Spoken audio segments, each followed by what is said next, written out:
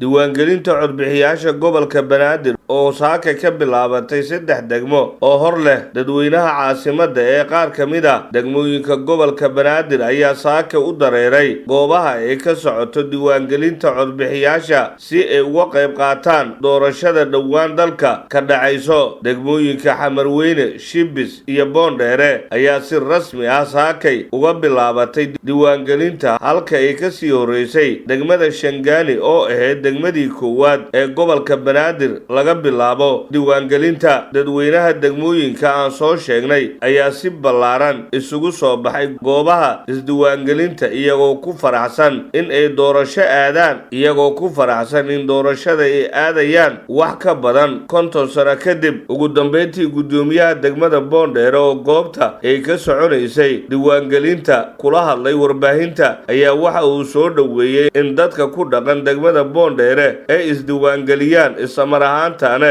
ay u diyaar garoobaan inay codkooda ay dhiibtaan.